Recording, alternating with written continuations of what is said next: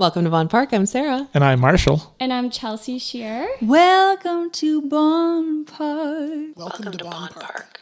Welcome to BONN PARK. Welcome to BONN PARK. Welcome to BONN PARK.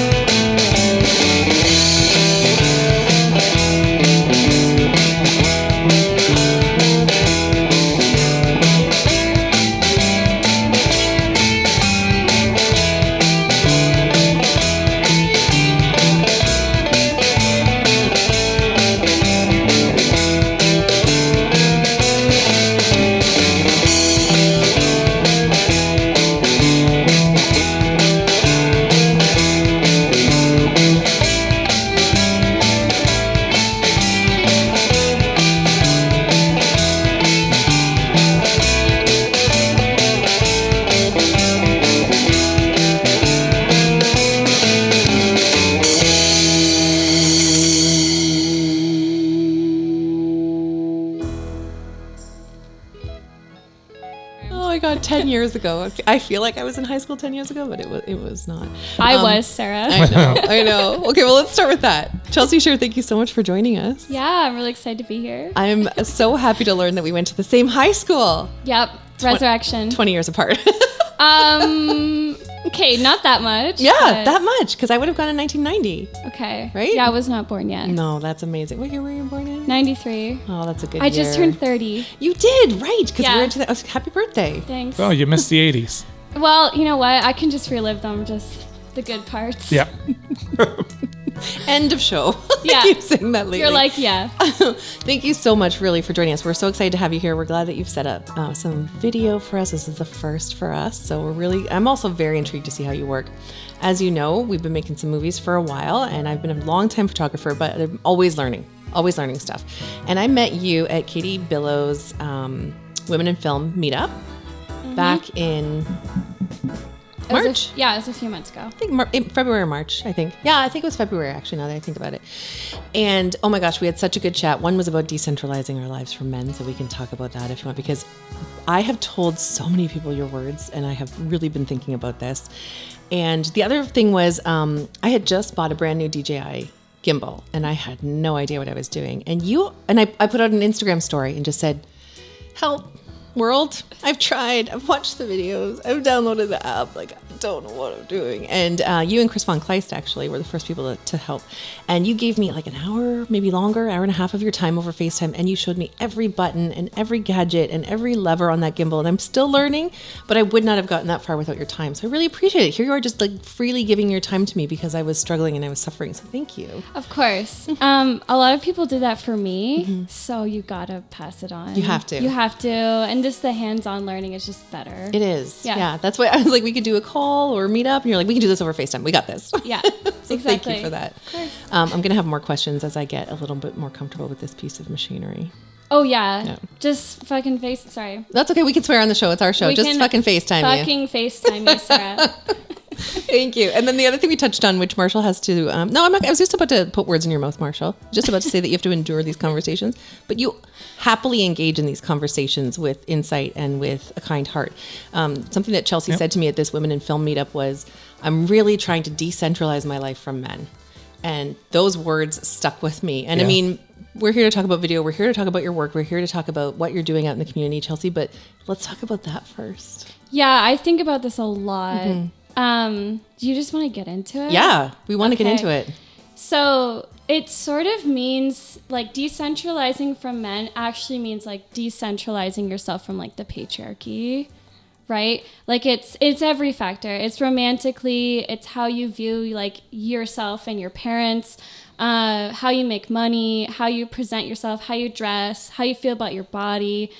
And there's been so many things. I mean, it's sort of maybe going to come out in my work like this year, but in general, I've just had this almost like mini identity crisis because I feel as though when you start like removing yourself from like that male gaze, you're like, I feel really like worthless. And it's a really weird thing. I mean, I'm coming out of my 20s, which I spent most of that time trying to like fit into boxes and make people happy and smile and like just exist in a way that like would get me like basically praise. Like, and I feel like a lot of young people relate to that, young men to older men as well. And I've had some amazing mentors and peers who have like seen me as a person.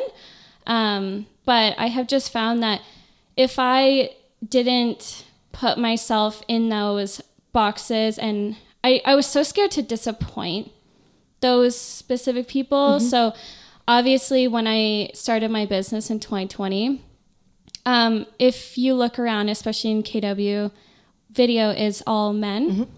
And so that's really intimidating when you enter a space. It would be like that for anyone, like a man entering a more female dominant or women dominant space. You just have this like feeling like you're not the elephant in the room necessarily, but you have this feeling of like, do I need to act like them, or should I be my own? And if I go on my own, like, are they going to respect me? And it's really hard because when you enter like a sphere where you're like not knowing as much gear wise, expertise, you don't have a lot of experience to kind of like prove yourself.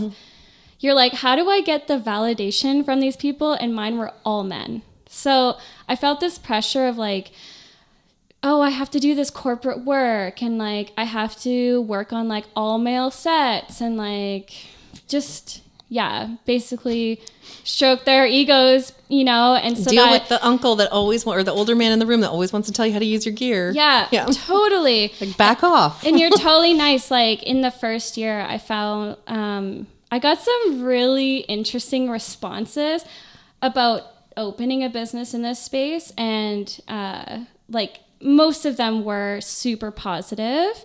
There were a lot of men who I'm still like in contact with today who have been like great business mentors or have given me jobs.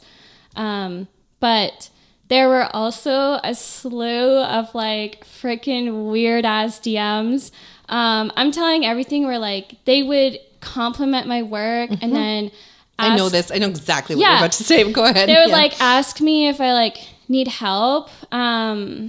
Like if they could take a stab at like editing my own work. And when you're first starting, you're just like, come on, like, I just want to like just let me do a bad job, or just let me take a try at it. Let me learn. Yeah. And just, you know, I'm okay with you like sending me suggestions. Sometimes they would send me piece of advice and I'm like, okay, thanks. Sometimes it's helpful. Sometimes it's like, okay, leave me alone. But then, yeah, you definitely get like the weird DMs of like, I bet you have really cute feet, and like, let me know if you ever want to model. I have like a home studio, like things like that. All the usual pervy film and photography things. And I also, I mean, shout out to my mom. I look younger than I am. So that also pushes this other thing of like, she's new, she looks young. I felt like this like extra person when I was on set, and it would be like 20 people on set. I actually, it's like, it's not embarrassing, but I had posted this TikTok in early 2020 of being on set, and I just showed every single part of production, and I just said what it's like to work on like a film set. And each position was a man except for the makeup artist and the talent. And it was more so like me just poking fun at like, this is like really what it's like. And they all have the same face. Like they're all some guy named Nick or like Jake or something. And they have the same friggin' face. Like it's the same guy multiplied. In my age group, it's like a Steve or a Paul, a Mark. Yeah.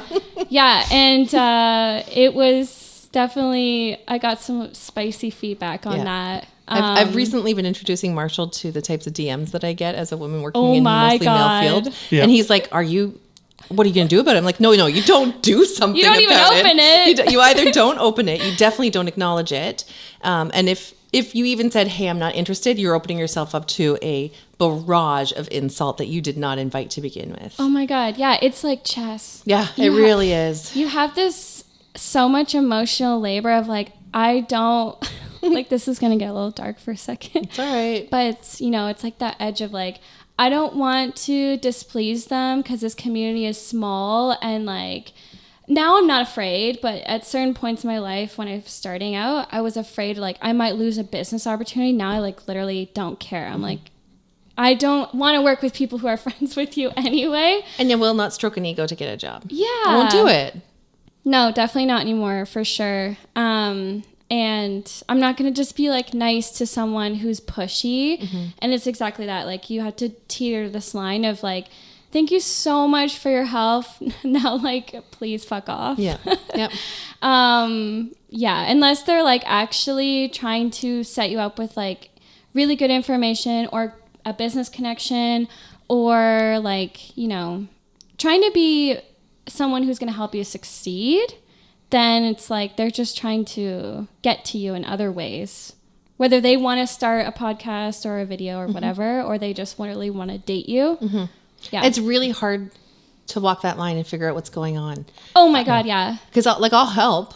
Sure, I can offer you advice. But first of all, you could also, like, I did the KPL podcaster in residence podcast workshops. Yeah. Right. So there were people that said, well, I just want to like, get your help on the side or whatever. Well, sign up for this, sign up for this thing. It's a perfect opportunity for you. Like you don't actually have to take up more of my time for this thing. I would love to help everyone, but you only have so many hours in the day, and video production.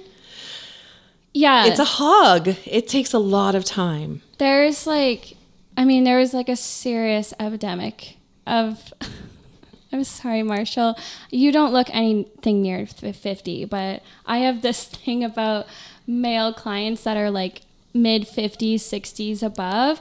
They just want attention so bad. Yes. They just want like they just want someone, preferably a female, to like look at them and talk to them and give them the time of day. Like I would say if a client is in that sort of like, they fit that demographic, almost none of those jobs happen. Yeah. And it'll be emails back and forth for weeks or DMs about a project. And then you quote them and they're like, oh, I actually like, they're all talk about their business and they'll like almost like flex on you about like how much money or success that they have. No. If you can't pay this quote, why, you're wasting my time. Yeah. And I'm quoting below what some of the other peers of mine will quote. Why are you talking to me if you're not going to pay me? Yeah. Ren Navarro, who I just saw yesterday, who is the founder of Beer Diversity, has T-shirts with herself on it, sort of holding her fingers up in a Jesus-y type pose, Jesus statue pose. And it just says across the shirt, fuck you, pay me. Literally. Don't you dare ask me for my opinion if you're not willing to pay for it. Actually, yeah, that was a huge turning point. I think that you have to get burned enough to really start feeling like, okay, I can't, not another one. No. I can't. And now you can smell the red flags like from a mile away. And I usually will hear someone out for about 4 emails. But then once it's like if you can't get them on a call and you can't get the contract within the first week or so, it's like, I think you're being generous with 4 emails or a week. Yeah, fair enough. Doing charity work.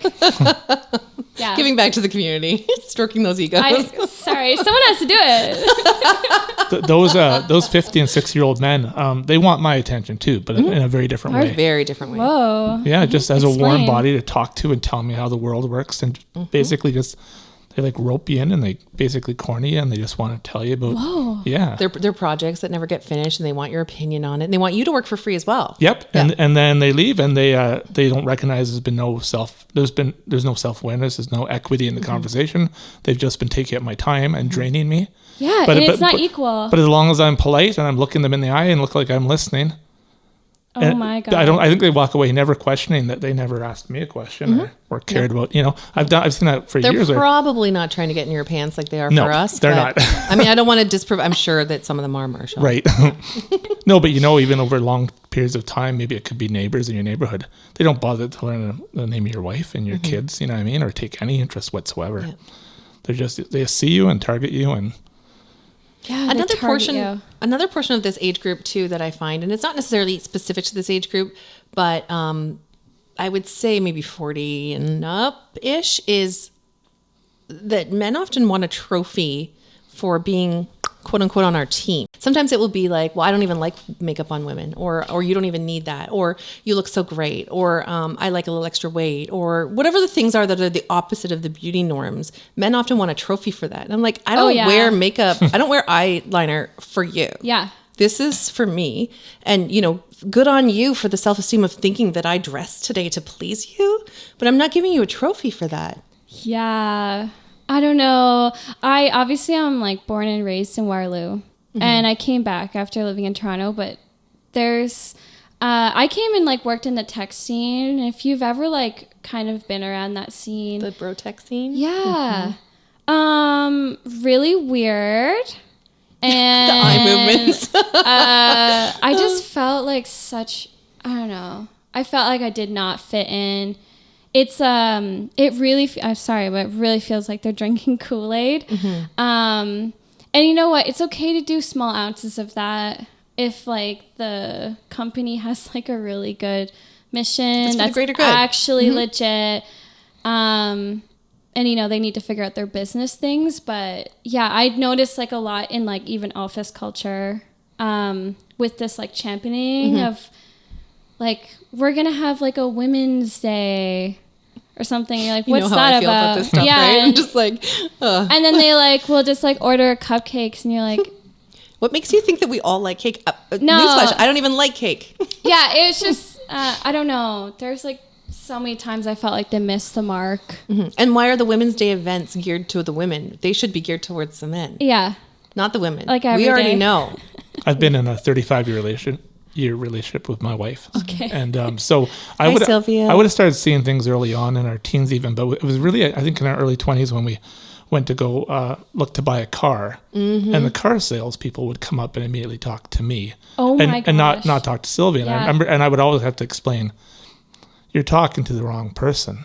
And then once they did start talking to Sylvia, and realizing she's actually the one who did all the research and knows way more about cars than I do, I would hear comments like, "Oh, wow, little lady, you sure do. Have done your homework." Oh, yeah. Like as if they'd say that to me, right? Never. Right. Yeah. No. So You're supposed to be born knowing cars, Marshall. yeah, And actually, I've already thought that the next time that I buy a car, I want to bring you with me and just have you sort of grunt and grumble. Yeah. And just like a cross your pun. arms.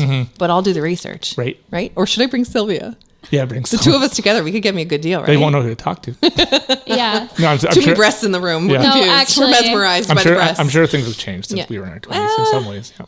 Eh. Like slowly, but I guess like, I don't Well, I see a lot more women car salespeople now. That's yeah, totally. I do think that I am optimistic generally about like younger generations. But I think like it's also like who their parents were.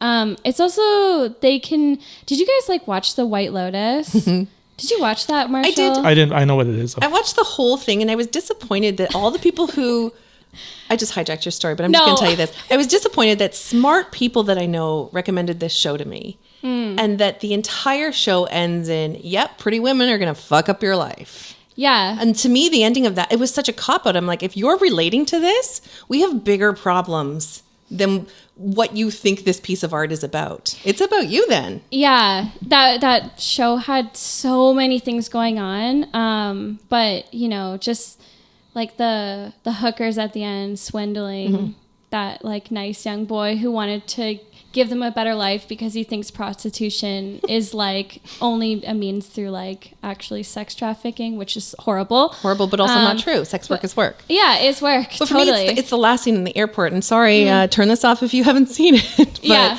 it's the last scene in the airport where the three generations of men. Oh, and they all look at her. Yeah, She's so they're walking all. by. So what happens, Marshall, is they've all been like lamenting how they fucked up their lives and how they've ruined their relationships with women, and that the young man is actually the one who tries to save the the sex workers, and they're all in the airport going home from this trip in Italy. And all 3 generations, grandpa, dad, and son, think they're returning back to their life to get their shit together. They're going to go back to America and they're going to get their lives back in order.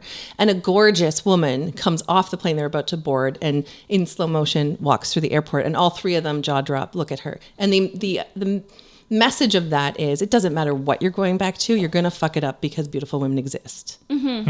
And why are we celebrating that message? Yeah, it was there. Yeah, there's a lot of things. I mean, I definitely liked the show. I loved it. White Lotus. I loved it. Yeah, but there's a lot of things at play with, I think, different class, and also people's view on like what women decide to do, whether they're like the boss or the sex worker at the hotel. And they have their own like projections onto those people.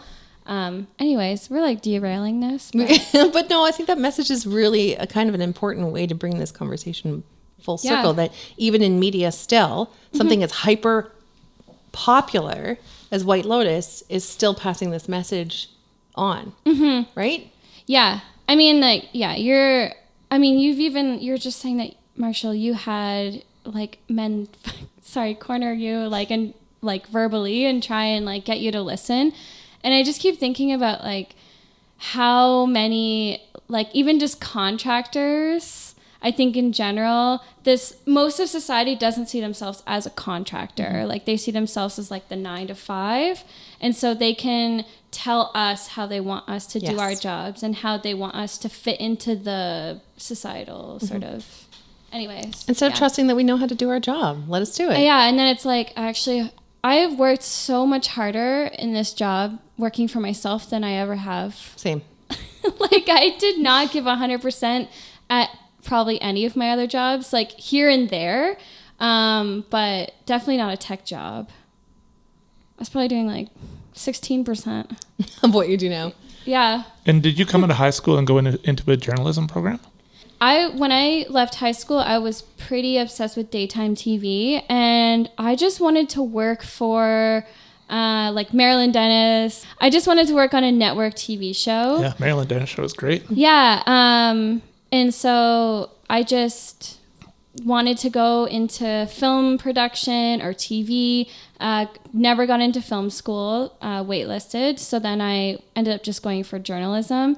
But my program was like a very new, young program. I think I was the second cohort to even go through at Humber. And yeah, it was like podcasts. You could do feature writing. They would let you like take time off school to go somewhere to cover something.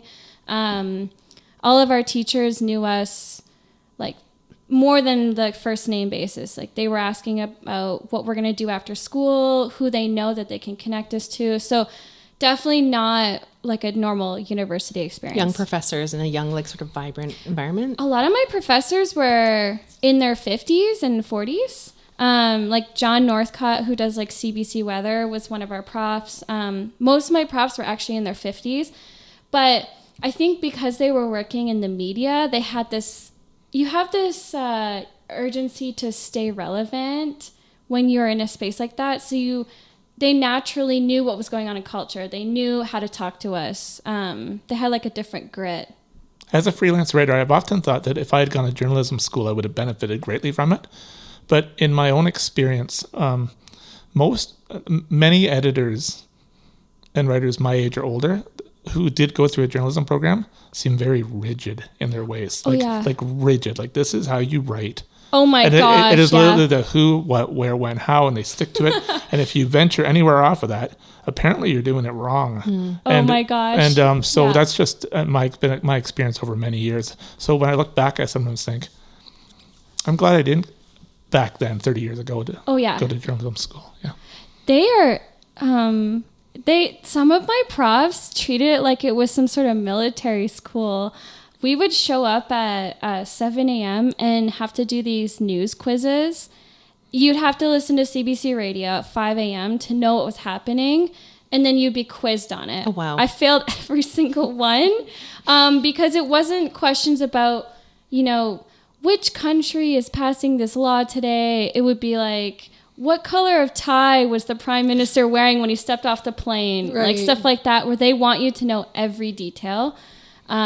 But there is some prompts that were super rigid. You know, if your first line in your article wasn't 16 words, it was like fail immediately. Just get out of here.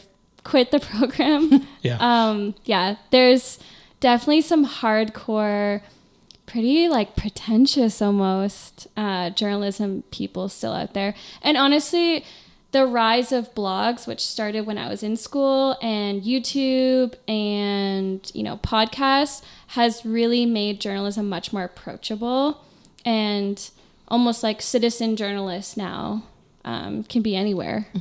Anyone can be a journalist. Maybe it's not that classically trained, like you're talking about, that rigidity to report the news, but that there are relatable voices that you can listen to.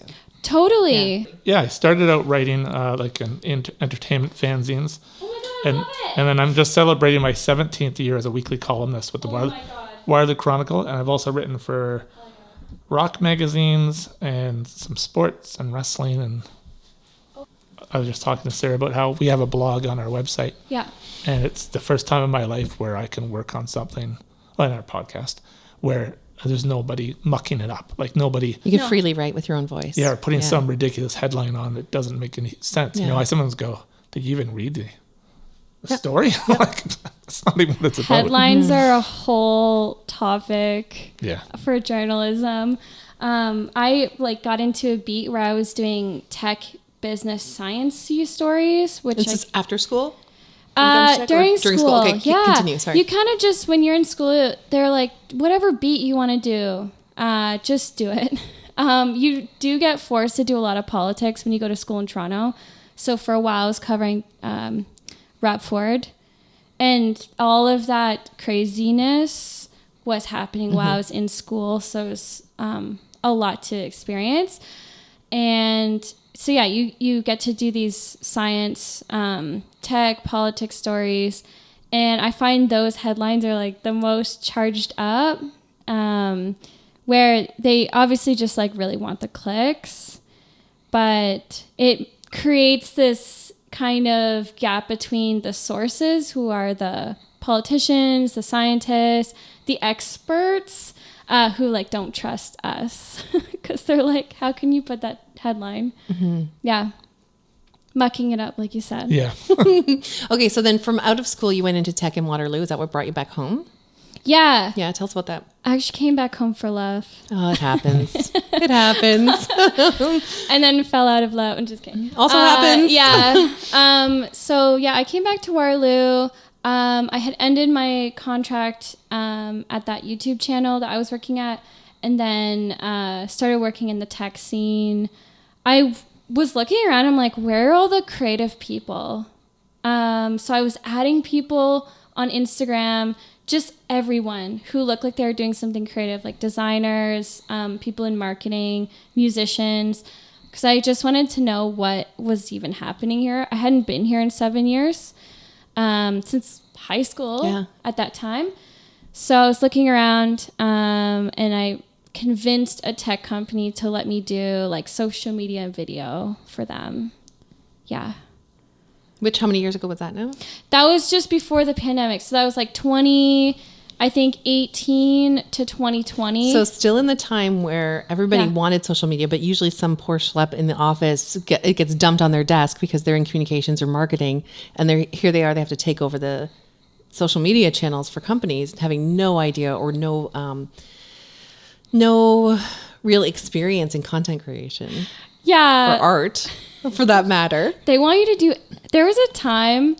I mean, gosh, LinkedIn is a comedy platform for me now. Yep. I never hang out there. Yep. But there was a time when job postings, it would just say like social media coordinator or content creator. Always entry level.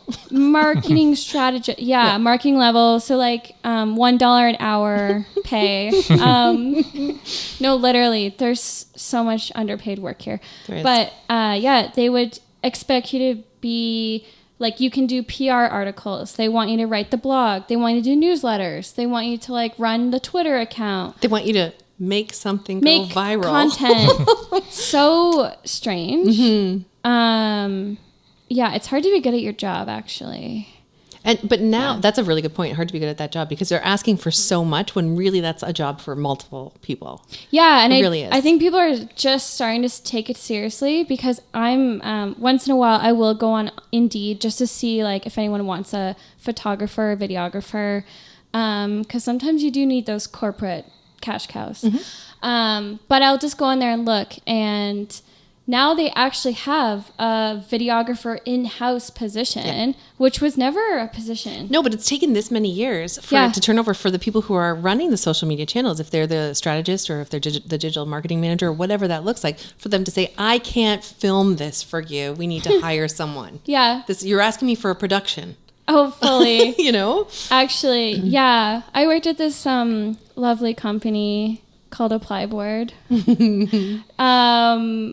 They had like a really, I hate this term shoestring budget because I don't even think we could afford shoestrings. Like we didn't even have, they're like, we can do these like ugly softbox lights and we'll buy you a camera, which like at the end like was probably like, I don't know, $2,000 worth of stuff together. But that's like the people doing YouTube videos at home are doing like higher production than we were allowed to. Yeah. And fun fact, when I left that job, I was like a video producer, and they hired someone into my position who had a huge budget. He was paid $40,000 more than I was paid at his job. He was allowed to have a team under him, and he had, I think, like his like sign-on rider was like something like 15 to 20,000 worth of gear. So do we still need to keep talking about this thing? Because it's so obvious what's happening. It was, yeah, I mean, respect to him for being able to make that happen. Like, and ask for what he's worth. Yeah, to be like, hey, I'm not accepting this job unless I have people under me. I wanted this gear. Like, I thought that was so impressive. But I had been like trying for that for 2 years. Oh, man. When you step into a tech place and you're supposed to do digital content and that, for me, it'd be a mass. I feel like I would need some kind of giant tour and massive learning curve in order to I can't start creating something of value unless I understand what this is. The best example is my wife has worked as a quality assurance manager at a tech place for 20 years. It would be very difficult for me to even explain to you what she does there and what other people do there. And I just don't know how I'd start writing about it until I had some grasp of, even the Perimeter Institute. It's like, okay, I'm going to write something. You have to tell me exactly, specifically what we're going to cover here. You know what I mean? Yeah. Otherwise, something will seem amiss, right? Oh, for sure. I mean, I can't speak on every tech startup company, but there's definitely a feeling. I don't even think in the first year I worked at that company, I knew what they were doing. And it's because the messages that we were putting out in the record and the online blog and the website and the marketing materials were actually like not what they did. Like they very much, their message was like very much like we are like getting opportunity for people in other countries to thrive, students, right? Which is a big business. There is like a big difference, talking about projects, people that actually start, whether it's like a passion project or a job or a side hustle, whatever that is nowadays. There's huge differences with people who are willing to put the work in. I mean, we were just talking about that off camera, which was people who message us and they're super interested in starting something. And they have that like, it's almost like you can see this like rush in their eye. There's urgency. Some urgency. Yeah. And it's because they felt really inspired one night by something they saw. Amazing. Great. But they didn't sit on it for at least a month. And I don't know if that's like a good allotted time. It's just, sometimes even I'll come up with an idea and then the next week I'm like, I hate it. I don't like it. It's not good. Or it won't look good or the theme doesn't fit. So yeah, you guys can speak on that too, right? Yeah. Yeah. I mean, I like you're talking about the DMs and the messages. I often get like these barrage of messages that are, it's typically men in my life who may be acquaintances or people I've worked with in the past or that we've met along our lives, living and working in the same town for our entire lives. But they've bought all the equipment, they've outfitted their home, they're going to make a podcast. It's also going to be video and it's going to be a hit. And here's what it's about. And here's my idea. So I'll send them links to workshops that I've done and I'll offer some advice and I'll tell them that where the pain points are, what's the hardest, where should you start? And then you never see them create anything. Oh, And ghost It just town. totally goes. Like, and it's fine. I don't necessarily want to hold your hand through this entire journey, but that was a lot of upfront energy to offer you. And I haven't seen you make a damn thing. Oh my gosh, yes.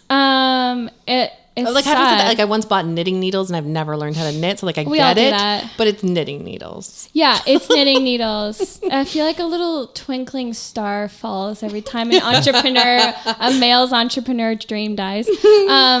Yeah, it's super sad almost because you see this rush that they have and they want to start now, but I'm not saying like a true entrepreneur is like you don't make the business plan necessarily. You don't think about like necessarily what it could become. You just have to hit the ground and just start working, start making like shitty work or work that you're not proud of just to get it going. If you're experienced, then when you're starting something new, you have a little more groundwork and you know who you want to bring on to help. And Sarah and I had to. That's exactly how BONN PARK started.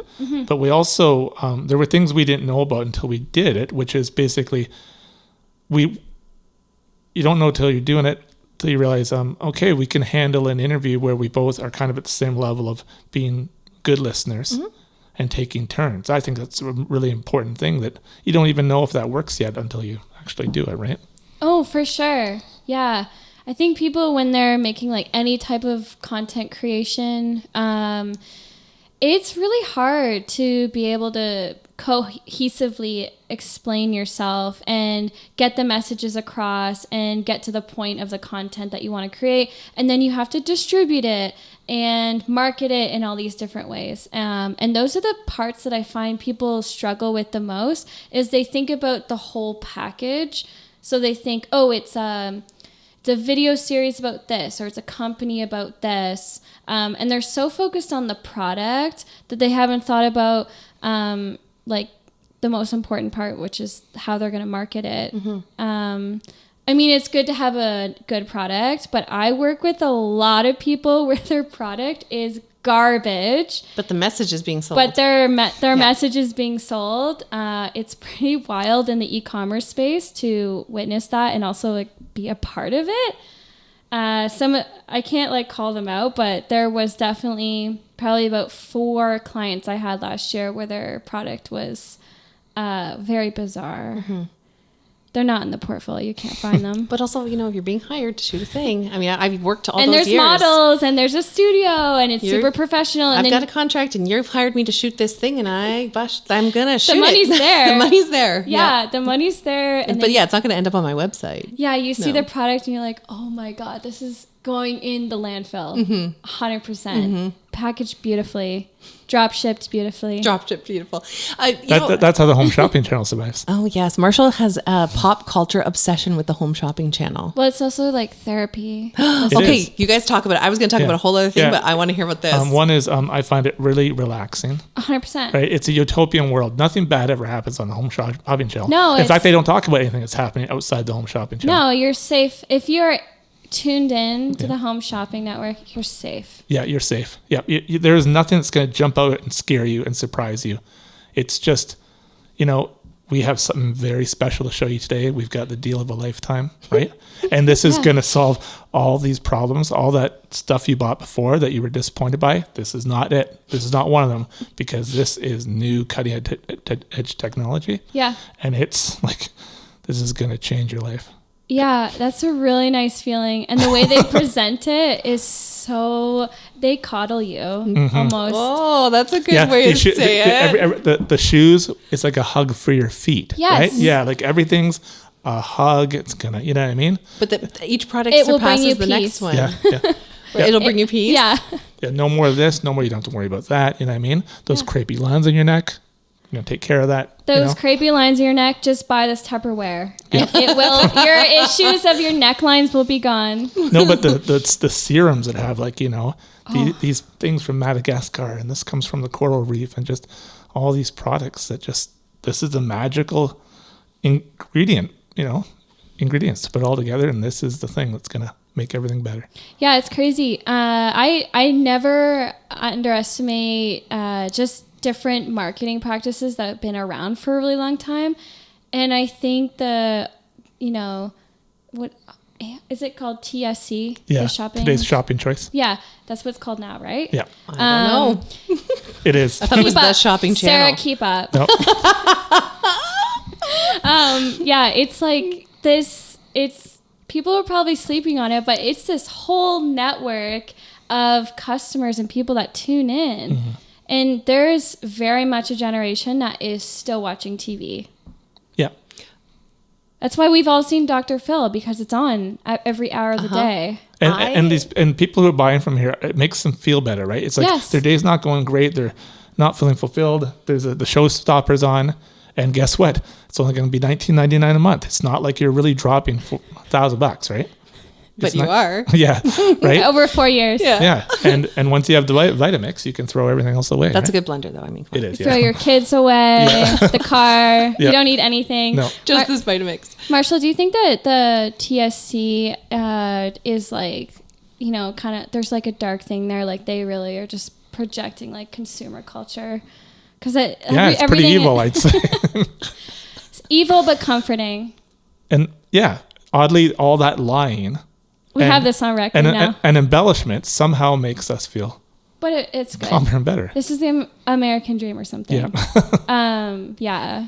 Yeah, I have clients like that who will say the same thing, like sea salt from the bottom of the Marianas Trench. And then it will just be it'll be like a hairbrush. And you're like, why does this matter? Why is the plastic from Madagascar? It's so bizarre. You guys, I need to take a moment. Like if 4 years of working on this project together, Marshall, brought us to the point where Marshall Ward and Chelsea Scherer have met each other and bonded over the fucking shopping channel. Today's shopping conversation, a conversation that we have had hundreds of times where I just don't get it. And you just keep trying to explain it to me. And Chelsea steps into my home, has a minute to talk about this with you, and you guys click over it. Yeah.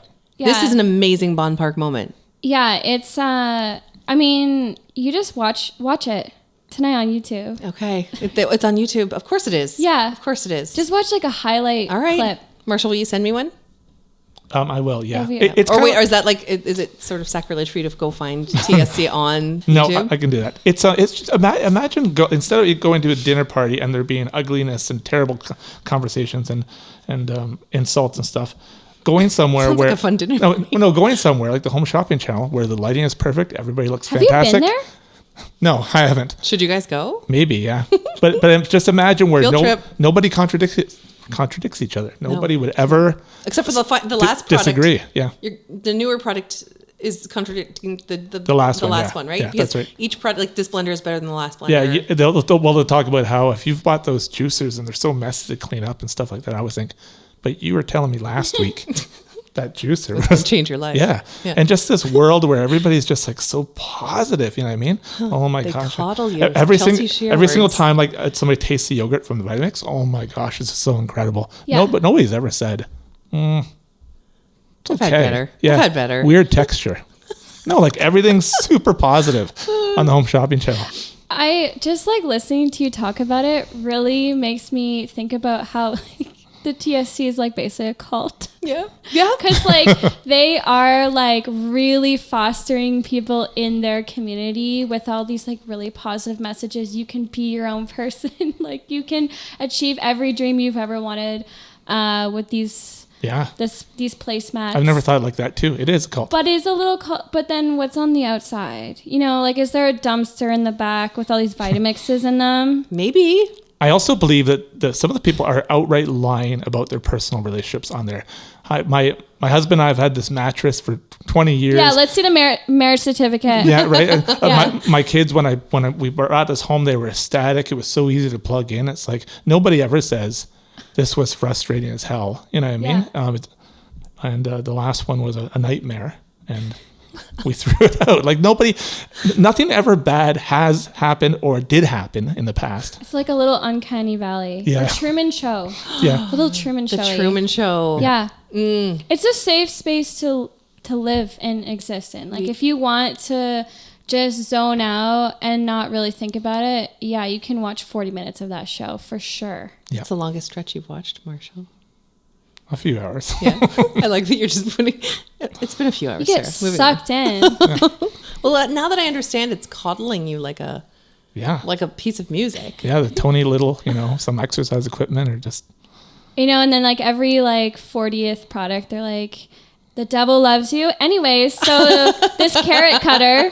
Well, this is what happens. You have channel 19 on Rogers is Home Shop Channel. You go to channel 20. Marshall, I do not have Rogers. Okay, which is Rogers. Okay. And that could be talking about the street drug economy in Waterloo region. Like the pretty heavy stuff, right? Yes. And you go to CP24 and then it's like there's wars going on Right. and There's somebody poison in the water. somebody was murdered, right? And stuff like that. And then you flip back to the Home Shopping Channel. No one's ever been murdered. No. Wouldn't it be wonderful if there was like a terrible TSC underbelly? Yeah. Well, next project. Yeah. We're coming for you, TSC. Yeah, no one ever blinks on that show. Oh, that's actually a really good point. Do you think you can try and find someone blinking next time you watch? Probably not. No? Yeah. And just the way they entice you, right? It's like, look like we only have 3 left in the black. You know what I mean? Mm-hmm. Well, in If you call now, the cranberry red. but wait, there's more. Yep. I love it. All the colors too. Nothing's just orange, Nothing's right? just Everything's orange. like, No. It's like a burnt Yeah, something sunburst or yeah. like tequila sunrise Yeah. orange. Yeah. Every kind of blue has a different beautiful Cerulean. name. Yeah. Cyan Yeah. blue. I like how pink is salmon. Yeah.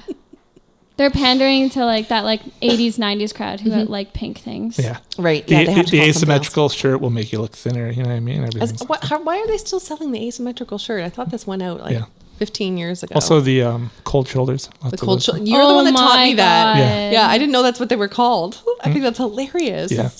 The cold shoulder shirt. That was a trend. There's It won't go some away. things I never want to see again. That's one of them. Cold shoulder shirts. I never want to see popcorn shirts. Do you know what those Popcorn are? shirts? Oh. It was like that material was like, Yeah, this got the puffy balls on it, Cardinal. it was like bubbly. Yeah. I don't know how they made that. No. That was an accident on the workshop floor for sure. I never want to see that.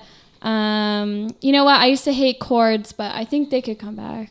It's part of our youth. Cords were like Yeah. the pants, Yeah. pants. That and Levi's. Yeah. I think they've been For back sure. and out and back in again a few times since we were kids. Yeah, I like beige and brown cords. Yeah? Yeah. Do you own any? No. Do you secretly kind of want that sound to happen when you walk? The swish, swish? I just Yeah. haven't seen them. No. They're out there. They're probably in winners. I know. They were originally 120, now marked down in 1999. Yeah. compare at. Yeah. There's another scam. It's a compare at. There's another scam there. Yeah. I think there's like a whole TikTok videos about the coding on TJ Maxx, Marshall's, Winners. Yeah. What are some of the other ones? Ross. Like there's like coding on the tickets to tell you how many times this has gone through a price cycle. Yeah, Yeah. right. What? Yeah. Yeah. So it's like we've tried it at these prices, but we're going to try it at these other ones. Yeah. So weird. They've got a whole cycle about it. But okay, wait, let's get back to talking about your business. Should we do that? Yeah. Yeah. Where were we? We were, well, you know what? Before we went on, how did we even get on the Home Shopping Channel? I don't even know, but I love it. I have a really, like all my friends know, I derail conversations. We do too. And I will come back and be like, yeah, so anyways, the frogs. Yeah. Yeah, they Yep. they all died. And people, they just, what? This is what makes conversation interesting. Yeah. Really. We were talking about getting the job done, also like investing in gear and like projects coming to fruition, etc. And watching bad work, right? When we were also talking about filming things because we've been contracted to do so, or photographing things because we've been contracted to do so, but those things aren't going to necessarily turn up in our portfolio. And the one thing Yeah. that I've realized in the last, I'd say, year or so, and much with Marshall's encouragement and push, is that I don't have to do what everyone's been telling me to do for my entire life. Like I'm 46 years old at the time of this recording. I'll be much older by the time this comes out. But for my whole life, everyone has told me I have to choose a lane and I have to pick one thing and I have to do it well. Oh, yeah. And that's not who I am. I thrive on multiple different projects, and it's okay if I'm not the absolute best or pro at each one. I do better when I can try different things and learn new things. And honestly, what I have noticed is you can make more money when you can do more things. Almost every single one of my contracts right now, video and photo. They want both. Yep. They want, and then you can sell them on so many more things. So the video, okay, so it's got to work on the website. It has to work in ads. It has to work for their organic social. Yep. They also want the photos to work on everything. It's not as easy as people think it is. You really have to put some thought into this. Totally. But there's so many more options when you can do a few different things and not really like pick a lane. That's why I kind of have my like two work things separated, because they're like completely different audiences. But whenever I get an intake email, I do tell people, hey, I can do both, just so you know. And then, you know, when you are becoming, like you're getting your contacts where you work with them once or twice a year and they're your repeat clients, you become their main content person. Yep. Because they don't have to outsource a bunch of different things. Yeah, it's almost the majority of my clients at this point are people who we don't even communicate throughout the year. I know that I'm shooting your family on this weekend in October every year. Yeah. I could just rely on that. Or I know that we're going to kind of touch base sometime in the spring. And those clients, and I think there's a comfort for the clients as well, where they don't have to go and suss out a whole new content creator or a whole new photographer or videographer or filmmaker or whatever it is. Like, they know they work well with you. You have a good vibe. You have a good relationship. They like what you make. And that takes years to build. Really. Totally. Yeah. I mean, I have this wardrobe in my home, or this credenza, that is just filled with client products where they have maybe worked with me once or multiple times, filmed with these clients maybe once or twice. And in this wardrobe is just watches and bras and skincare products and weird things for your kitchen. And it just is like this graveyard of products. Graveyard of old work. Yeah. Sometimes the products, I mean, if the products are good and things, I actually work with the client quite a bit. I try to give the products away to like family and friends. So that's not just like, if I work with a candle maker, I don't need to have 20 candles at my apartment. I think there are some places where you can donate products too, that like skincare that have been opened. There are a few places that will take that as well. Really? Yeah, I'll send you some links. Some of them would give you a rash. Okay. Just come back to the home shopping channel for a minute. I've told my wife for years, I think if they sold a vibrator, it would do really, really well. For sure. But I was really curious about the language they would use around it and how they present it, because like Shania Twain's music, everything's super sanitized, right? And what a comparison. Well, yeah. That's fantastic. Right? So like this channel is way too wholesome to have a vibrator way too ever. wholesome, for sure. Yeah. So anyways, even though they're promoting Satan. Yep. I turn on one day and there's the V shaper. It's V dash like shaper, right? Okay. V-shaper? Yeah. And the whole thing is they talk about women's health called and a how massager. how you've had a child, and rather than use Kegel balls and bring everything back to shape, you put this in. It is a full-blown vibrator. It clearly is. Tell us more of the features, please, please, please. Yeah, so it's kind of got like the curve to it, the G-spot curve and the different speeds and the different, slower, medium, faster. And then they finally get around after 15 minutes of saying, and it also feels good. You know what I mean? And your husband will appreciate it as well. It'll feel better when you're together. They're never quite saying what you're doing, but when you're together. How long does it take them to use the word vibrate? They never do say vibrate. Right. It's just, it's done. It's very, you can imagine, very clean. Has motion. It's very clinical. Yeah. It's like, nobody on the home shopping channel would ever say, "Oh, I bought one," and nobody. Unlike the Vitamix, and they use it every day. Nobody's talking about using it themselves. Right. It's very it's like they take on this kind of I'm your doctor talking to you. But they didn't use the regular examples of, well, I brought this home and the wife was ecstatic. No. It was very. I was fascinated. I was like, finally. Yeah. Did you hit record on your? Yeah, they on said your whatever. I told Sylvia that she wouldn't believe it, and I said, But I loved picturing them all sitting around in some boardroom saying, "Are we doing this?" You know what I mean? We got a 2-minute slot. We can put Okay, we got the Beekman's goat. Satan made soap. them do it. Yeah, we've got skincare products, over here. And we're gonna put this one in this half-hour slot, and we're gonna go for it. Mm-hmm. Oh my God. And they go with the not Greta, not the kind of older host, but the younger ones. the kind Oh, sorry. So there are many hosts. Many hosts, yeah. Right. You mentioned one There's earlier, like a few Tony of them. Little. yeah, Yeah. Yeah. Is this product still? Are they still advertising it now? Or I was think this a so. while ago? Yeah. I mean, you can go to Indigo and get a vibrator now. Yeah. That really surprised me. They have them at Shoppers. Yeah, shoppers. Oh my gosh, yeah, they're just on the shelf, like Yeah. casually, like the soap. Casually like the soap. I Like love they're it. just like lined up. Hi. Hi. I mean, yeah. Yeah, at the grocery store I go to, they often get told by somebody, "This place has gone all to hell. I can't believe what you have on your shelf." You've heard this? Yeah, At like Zehrs? yeah, it's theirs. Because they have a Going like to a hell. personal care aisle. Yeah, Huh. yeah, I can't believe those are here. We don't have to buy them. They have condoms Yeah, there. condoms Yeah, are there, condoms so- are there. Also, how sad for you that this is going to make you angry at your And grocery lubricant. store. I know. Yeah, exactly. Maybe buy one Yeah, and see how you feel. yeah, you've ruined the grocery store. Who's the, like, fuck Galen Weston, you know? Uh-huh. Oh, yeah. That's what they're saying. Yeah, exactly. Galen Weston, they raised our prices, they add the damn vibrators. It all went downhill with the bread price fixing and the vibrators. Was there when you were talking about the garbage bin? I imagine Oh, the graveyard? yeah. the The graveyard. I imagine like I know I have a photographer friend who went and was hired to do school of photography, but Oh my God, that's got to be I'll never do absolute it. hell. You hate yourself if you do that. yeah. I'm So what sorry happens for your is the friend. parents aren't happy with the kids. They forgot it was photography day. The kid's wearing a SpongeBob SquarePants shirt, and No so shade to SpongeBob. no, no, but they so there's a reshoot, right? And then there's parents who aren't happy with the reshoot either. And anyways, this was really hard on my friend who Yeah. was basically, I'm not doing that anymore. You know what I mean? There's a few jobs in my field that are in hell, like they're in the purgatory. School Well, photography is very underpaid. also it's like that's got to be probably one of the top worst ones, just because it's a hard job.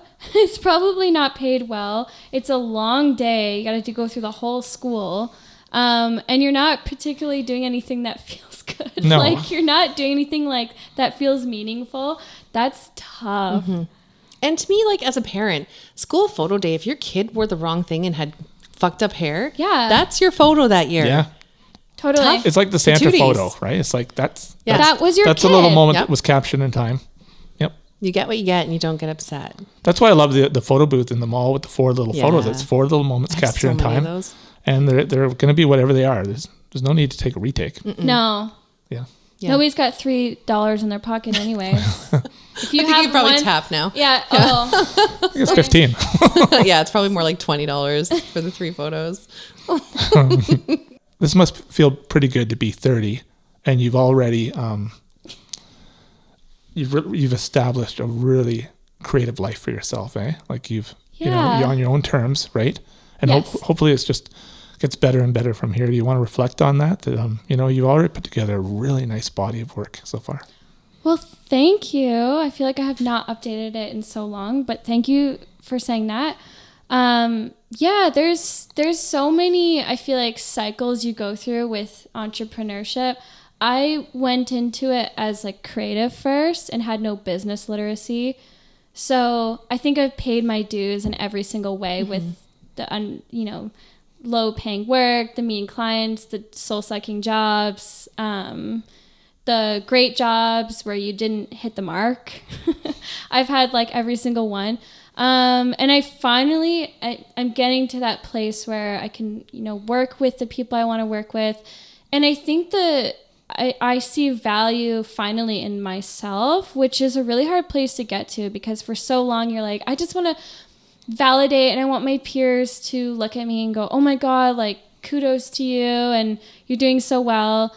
But I really just like put my head down, focused more on like a better business relationship with people. I've been telling this to some other women who want to get into the industry is they're so focused on how they don't know the gear. And like Sarah was saying at the beginning, like there's just such a learning curve and it takes so long. And they just keep changing all the gear and making it better, making it lighter, making batteries better. And so once you get comfortable with the realization that it's just the building blocks of that part and that you're going to be able to produce good work at a lower budget. And then once you get over through that, you're okay. But I've been telling these people who just want to start out that they have to focus on the business relationships and connecting with the clients more, because I feel like I'm just hitting like 2.5 years of business. That's like the only thing that's kept me having work. I mean, it took 2-3 years for me to start to feel more proud of my portfolio. But in the meantime, I just made sure that I had, good communication, creating better boundaries. Obviously, you have to get burned so much. You have to cry so much and be so mad at yourself to actually make a boundary. But yeah, I feel really content. Obviously, I don't know if you guys feel like this. Sometimes I'll just be laying in bed at night and think, this is so weird that I don't know what I'm doing in 2 months. Mm-hmm. Yeah. And you have this little existential thing where I'm like, oh my God, I just got into freelance. Is this my life now? Is this going to be forever? But I've just, through looking at other people who do what I do or just at least work for themselves, they've just made it whatever they want it to be. So they get income in, different ways. They take breaks from work, as soon as you get past all those milestones of the boundaries, making sure that you have those core clients every year, then you can kind of chill out. And I finally hit that probably around November, December, where I had a little bit of a crisis because, as you know, when you accept 50% up front, sometimes you don't see that other 50 for months. Mm-hmm.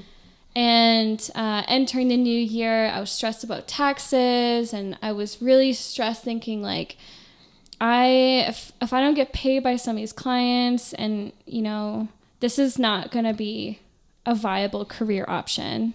But everything works out. You have your moments where you think this is so weird, and sometimes the clients are mean enough to make you think I should not do this. Everyone thinks they're a director. Yeah, totally. Yeah. So I've just finally have a little more peace on that end. And there was something I had realized, which I think was sometime in the fall, was that this is such a gross saying, but you totally have room to shit the bed. Yeah, I do. And actually getting over that and being I actually can piss people off and still get work. Mm-hmm. And you can make mistakes and still get work. And you can still make mistakes. Yeah. And you just know that you'll figure it out. Or you'll make up for it if you need to in the appropriate ways. Mm-hmm. And also some of the clients that I thought I totally screwed with them. They just never gonna, some of them come back. Yeah. And I'm surprised every time. Not everyone is great with their interactions when they're hiring a contractor or a freelancer. And they don't understand as creatives how much praise we actually do need. Yeah. Oh my God. We need just a little this is great. Thank you. That's all I need. This is actually a huge thing for me is I could pull up so many receipts, but basically all of my really great clients, I work with a lot of women run businesses. So this is a part of it, but they will respond all caps I love this. Thank you so much. You captured my vision perfectly. Thank you. They'll put emojis in their emails. Can't wait to film with you. They're so excited. They come with the vision, all this stuff. And when I get the straight answers, thank you for sending, your money will be deposited soon. I'm sad. Yeah. I need just a little more. I know. Oh, so you obviously hated it. That's what we're thinking, right? Yeah, I'm so it was shit. Yeah.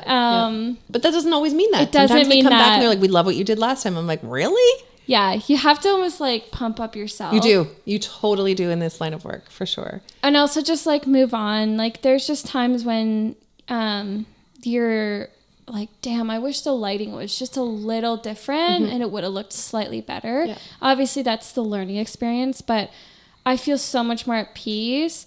I would have been spiraling in my first like year and a half of, oh my God, like I'm never going to get hired again.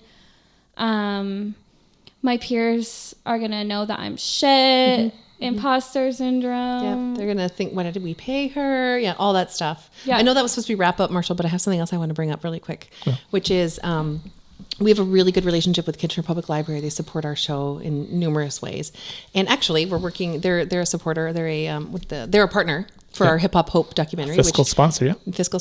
And we received a Waterloo Region Community Foundation grant for that and a shirt grant, and we're partnering with Laurier as well. And this is the project where you've provided video as well, so you're going to have a movie credit in our documentary about our local hip hop scene. So thank you for that. But we're working with the library. I was doing another little documentary for them, and Nathan Stretch, we love you, Nathan, so much. But I'm going to call you. Nathan at KPL. Yeah, I know Nathan. He's the best. Yeah, he's the absolute best. Yeah, so he's really funny. He's super funny with like a dry sense of humor. Oh my God! The first time I met Nathan, I hope he sees this. Yeah, he will. I was like, does Nathan hate me? No. Because I'm also really like cheeky. And when someone plays that card on me, I'm like, wait a second. Wait a minute. Those are my cards. Yeah. I'm like, are we the same braid or, but then after I was like asking people, I'm like, so Nathan, and they're telling me, oh my God, he's the best. I'm like, okay. So he is actually just funny. And really chill. Yeah. Really chill. We adore Nathan, and we actually are big supporters of all the work that he's doing in the community, especially with the Mel Brown Music Festival. I have never in this community heard a bad word about Nathan once, but I'm going to call him out on something. Hi, Nathan. So I was borrowing a bunch of equipment for something that we were working on. Oh, this one's still running. Good. Okay. Me trying to make this happen for you guys. Thank you. I really appreciate it.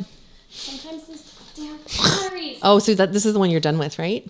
Yeah. Sometimes these stupid batteries get stuck. I'm really sorry. No. Take your time. This will be the footage we use on our I website. hope you do. Can you just cut like a whole segment? Well, you know what? We almost should, because we should show young people and people just who are reinventing themselves as adults, like, hey, sometimes you got to change the card, and like sometimes things happen. Don't buy shitty old cameras, guys. If I forget, I really do want to link to that Sony camera that you're going to buy, because I'm thinking of upgrading. Something Sarah will say sometimes after filming is she'll say, yeah, that one segment I'm not super happy with the lighting. I say it all the time. Yeah. Yes. Yeah. Keep going, Marshall. Sorry. No. Yeah, just I'm not super happy with the lighting, but that's what we got. Yeah. We get what we get. Oh yeah, and I always try and explain that to the client too. Like, hey, so sometimes I get. The thing that would freak me out as a photographer is where the stakes are so high is a wedding photographer. That to me would freak me out. I've done a few weddings. Sorry, what the hell? That would Almost got it. Yeah. Sarah, I got it. There's only one that gets stuck. Sarah, I got it. Oh, there's only one that gets stuck actually, and it's To my filming I gear don't know bag. why. It's just like she's. Because it's all plastic and this stuff doesn't last forever. It gets a little. One of the things is a little thick. Yeah. Are we still going here? Okay, good. What were we saying? Nathan, I want to talk about Nathan. Yeah, go ahead. Go ahead. After that, what? Who? Oh, we were talking about. I said the one that freaks me out has got to be the wedding day photographer. We can talk about that too. Stakes are so high, and people are flying. I've done a lot of that. Yeah. I shot a wedding last year where like someone almost died. Oh no! Like alcohol poisoning? I'm laughing because it's scary. No, not alcohol poisoning. They were choking on carrots. Oh my God! And we were sitting with the band. Yeah. This is the time when I'm chilling. Yeah. Like this is our Take time a minute off. yes. We're eating dinner. Same. I'm filming the speeches though, because that always happens during dinner. Always. And this guy just like started choking, and some guy at our table got up and was doing like the Heimlich on him. And I looked at the photographer and I said to her, "Turn around." Yeah. She didn't know what was going on, and I just because it's silent. Choking is silent. Yeah. I just said, "Don't." I don't think you want to watch this, because I saw him on the ground and it was really scary. Yeah. And I kept thinking, oh my God, if someone goes away, that's going to change our night so much. Because the party starts at that point, right? After the dinner.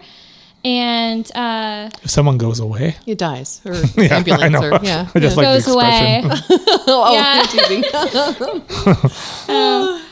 There might be kids listening. One day we're all going to go away. Oh, well. She's still young and invincible. Yeah. Give her some time. We're, pushing 50 and over 50. We're feeling our mortality. Yeah. Yeah. That's okay. It's okay. It's part of life. But yeah, it was spooky. And then he was fine, and he stayed the whole night. It was fine. But I had to relive it because I had the audio from the speeches, and the camera was like right beside his table. So the whole time I'm just like editing the video, and there's this part where the speeches are happening, and then they're like, somebody call a medic. And all these people run over and like, I can do it. He's blue in the face. Like, all this stuff, and it like still gives me chills just thinking that anything can happen. Anything can happen. I've seen fights. I've seen the bride and groom not show up for their entrance because they were Busy. consummating their marriage. Yep. Good for them. They probably were watching 45 the Home minutes Shopping Channel. late. Yeah. I mean, yeah. Maybe it does turn people on. But yeah, weddings. Yeah. You have one moment to capture it, and so much could go wrong. There's so many batteries, so many cards. I've done it so Your many camera times. can get overheated. Yep. Yep. It's actually like I did a wedding in December, and I think that was my 12th one over 2 years. And I don't know how the people do it. I mean, obviously they're getting paid like 10 grand or They something. are, but I won't do them anymore. It's I it's can't too do much work. it. I've done them. I've done my one- years. Yeah, I'm done. it's out. I can't. Yeah. Have you done anything in that realm? No, No. I'm Wild. not a photographer. Okay. Well, you don't shoot professionally, but you are quite a photographer, actually. Thanks. You're welcome. He's very talented. My Nikon Coolpix. You do a lot with that cool pics. Yeah. You don't. It's not necessarily the camera. Sometimes we can Yeah. take amazing Yeah, for photography. sure. Our I use phones. all my fine arts background when it comes to composition. Yeah. And I do have an idea of what lighting, how better lighting is Wait. better than bad lighting, right? I'm just having a memory. Was part of our BONN PARK inception when you came over so I could teach you some Photoshop? Yes. Yeah. We Love forget it. to tell that part of the story all Yeah. the time. Yeah. I was teaching him how to swap out the sky because he did a lot of bird photography in his backyard. You're a backyard ornithologist, is that right? Yep, that's Did I get right. it right? And you also like taxidermy? Yep. It's not true. No, not cryptozoology. Yeah, not taxidermy. I always Yeah. get it wrong. But I was teaching you how to swap out the sky. That's right. Yep. Yeah. And then we decided to make a podcast. Yep, that's right. This is the I'm first sorry. time we remembered. What is cryptozoology? Right? Right. He's got some links to send you. It's the study of creatures that Creatures of war. on the fringe of science. Yeah, that some people believe they exist but don't. Like Bigfoot, the Loch Ness monster, That type of thing. the Mothman. So crypto refers to like something kind of Of otherworldly. Yeah. Not currency. physical. Yeah, Yes. right. Not Yeah. not currency. Right. Digital currency. Yeah. So wild. So wild. Okay, wait. Can we get back on Nathan Stretch? Oh, That thing. Yeah. Nathan Stretch. Nathan Stretch. Hi, Nathan. We love you so much. We were talking about you before we got into cryptozoology. And then for some reason, cryptozoology triggered us talking about Nathan again. Well, Nathan, what do you That's- have to say about that? Actually, I bet Nathan has an opinion about this. But that was just me doing the Chelsea. I bring it back full circle every time, no matter how many times I interrupt. Yeah. Every time I come back. I can't. Actually, my brain will hitch on the thing that we forgot to wrap up. Yeah. It's like a skipping record. Like I have to go back to that part. Yep. Everything leads, all roads back to Nathan. All roads are back to you, Stretch. And back to you, Stretch. All right. So this is going to sound like a bad story about Nathan, but it's actually a really great story about Nathan. Nathan, I was working with the library to do this small documentary about a music workshop, a songwriters workshop that they were doing with the London Music Office and or City of London, I guess. And I was using a bunch of their equipment, and I was then going to borrow a bunch of this equipment for our Hip Hop Hope documentary from the Common Studio. They've got great resources there. Everybody should try out their equipment. They've got everything that you could possibly need for production. Amazing.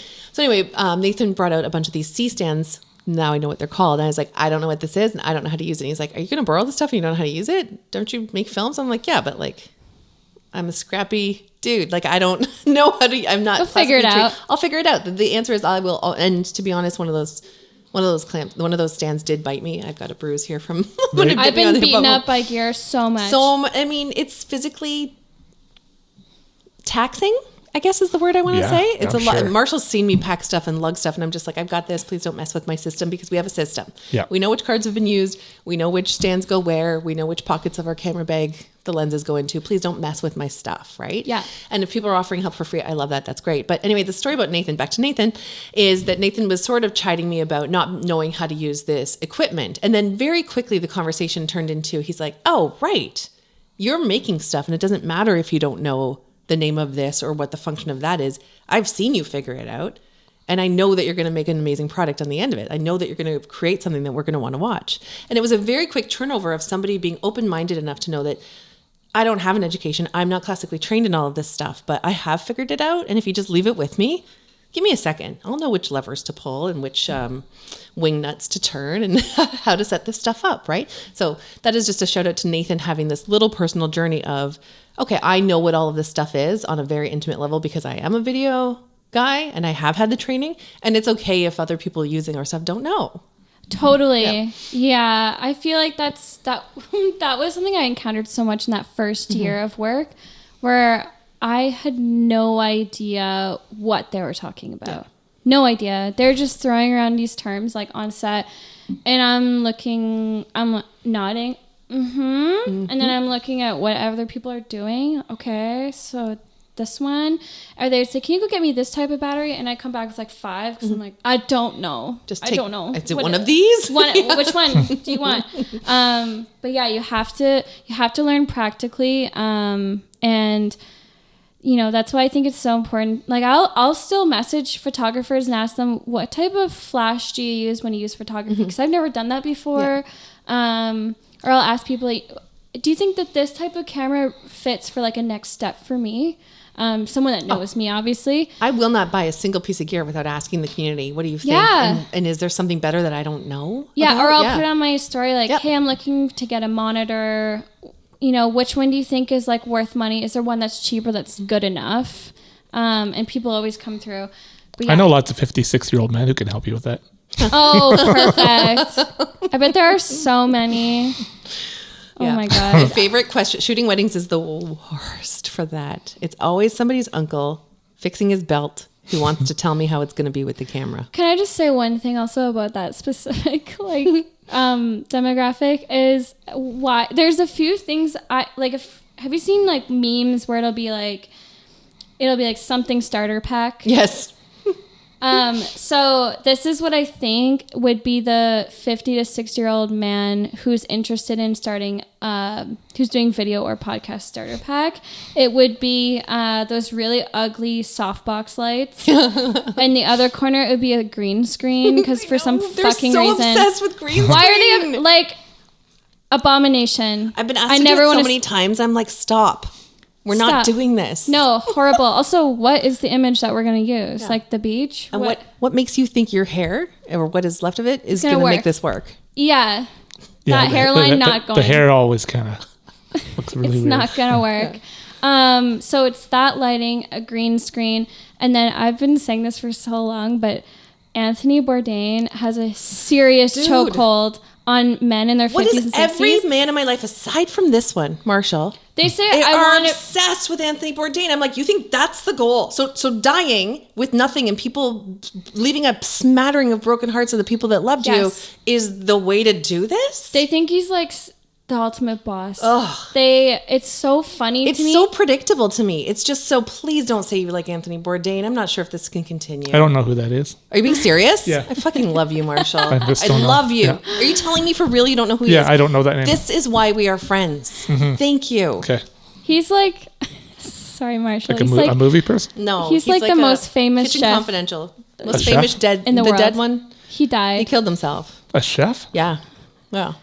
Like Anthony Bourdain. A celebrity chef. Yes. He was, yeah. But a badass, cigarette smoking, leaving a trail of women behind him. Ragged kitchen boy who was just like, honestly, his shows were great. Like his TV. No, Kitchen Confidential was amazing. Like the shows that he produced, like it was very super professional. It was gritty. It spoke to like the profession of being in a kitchen, where he would go eat places. A cult. He had like Yes. people want to emulate this man's life so hard. Yeah. But it's so predictable. But what I have heard in the last year is so funny to me. People will say, I want to be the Anthony Bourdain of blank. I've heard it all. Pack? I haven't heard this, but I love this. This is hilarious. Anthony Bourdain wannabes. Anthony Bourdain has such a chokehold on these people. I know. I've heard it I've heard people say they want to be like the Anthony Bourdain of sports equipment. I've heard toilets. I've also heard saunas. I've heard lots of things. Oh my God, this is so good, Chelsea. Yeah. You're killing me. You're absolutely killing me. And it's confusing to me because I'm like, all right, do you have 10,000 per episode? Like, I don't know. What's the bar here? Also, there's only one Anthony Bourdain. Like, you can't just And they're do not it. interesting. I had a lot of clients last year where like they wanted to film vlogs. So fun. Loved the idea. But I'm like, all right, so what are we doing on our filming day? And they would sometimes plan like something. The ones that had everything planned had interesting bits. Like they were going different places, had things to say. They had a little more of a social media presence where they could talk on camera. The ones that had no talking on camera experience was bizarre. They would just basically like, I'm like, okay, so why don't you talk about why we're here? Or why don't you talk about what you're excited for today? Yeah, you're not directing it. You're there to film it. And it was just silence, radio silence. People And get I'm like, very nervous when the cameras are on. Very nervous. I know, but we're just rolling. Like, there's tons we can cut. I know, but the editing process, like, have some consideration for us, people. Yeah. You just keep telling your personal stories or sitting there doing nothing. Yeah, so obviously I don't work with any of those people anymore. Okay, wait. So in the starter pack, sorry, you've got I was gonna say they start Anthony telling a Bourdain. story and there's like 20 names in the first 3 minutes. They're talking like stuff that's like no, can't use any of that. Yeah, Green screen. green screen, the softbox lights, the bad softbox lights. Yeah. Anthony Bourdain aspirations. Yeah. I don't know what else. They're probably like really just want to be like on YouTube or something. Vlogs. They want to be like if they don't want to be Anthony Bourdain, they want to be like Gary Vaynerchuk or whatever his name. Oh my gosh. Or Gary V. Gary V. Yeah. Or like Simon Sinek. Like they want to be the thought leaders. Yeah. They all want to be thought leaders. Yeah. This is what it is. But if you are coming to me with an idea of a thought leader and you want to do that, they have to have thoughts. yeah. Sorry. No, that's the point I'm trying to make. That's the real read You on can't them. come with an aspiration of being the thought leader. You have to come with the thoughts. Yeah. I would like them to record a video of themselves talking about something and then review it and then just see if they could workshop that. Maybe show it to a few friends before you hire me. But I'll also take your money. I will. But just sign this thing that says I didn't film it. Oh, God. Not me. Do not refer me to your friends.